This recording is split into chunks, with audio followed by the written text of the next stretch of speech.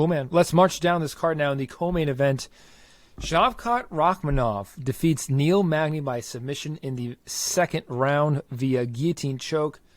Man, what a showing out for Shavkat Rakhmonov, man. He's just rocketing up these welterweight rankings, and he met his toughest challenge yet on paper, Neil Magny, who has been somewhat of a gatekeeper lately, but I think we pointed out on this podcast, on this show, Neil Magny may be the best gatekeeper in MMA. And Rakhmonov, he really passed the test, man. Omar, let me throw it over to you first this time. What was your assessment of the performance of Shavkat Rakhmonov? You guys have seen Rush Hour, right? Yes. Yeah. You remember when Jackie Chan jumped over the gate to get into the... That's what happened. I didn't know where you were going with that. So, Rakhmonov jumped right over Neil Magny. Gatekeeper gone. That boy is out of here. Nowhere near the gatekeeper does he need to be. I just got your freaking gatekeeper pun reference. There she is. I always will accept a Rush Hour reference. Oh, yeah. Classic.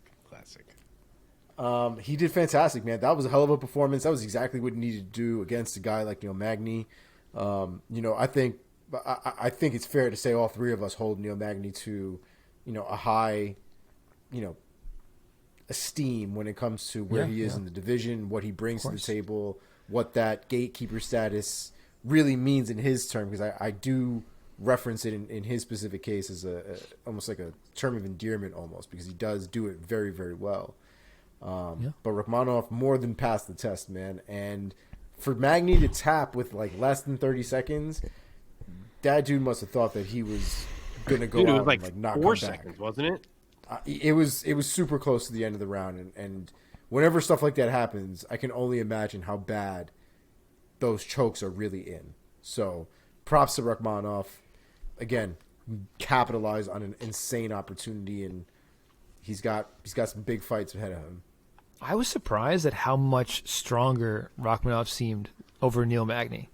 Dude, he's big. Like, I feel like he doesn't get discussed as if he's big, but he is. Yeah. I mean, he looks lean, though. I mean, so does Magny, but Magny's taller. I was like, damn, he is just manhandling Neil Magny. Poor guy. Yeah. Mark, what was your assessment?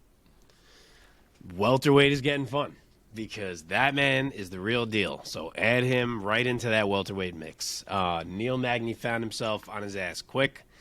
He pulled out every trick he had grappling-wise, and none of it mattered. Shavkat Rakhmonov maybe had to work, but he was on offense for 100% of that fight and is still yet to really meet any resistance in the octagon. The dude is 16-0. He has 16 finishes, which he added to here. And I don't know who's going to stop this man. He just stayed heavy on Magny in this one. He stayed active. He waited for his moment where he found the opening for that choke. And once he did, it was over fast. He is a real problem, and I think he is probably joining that Chimaev level where it's like guys don't want to fight this guy necessarily. For sure. Sticking with you, Mark, give me a name of who would you want to see Shavkat Rakhmonov matched up with next. I really want to see him against Vicente Luque. I know Luque has a fight coming up with Jeff Neal, and I'm sure he would have to win that fight for this to make any sense.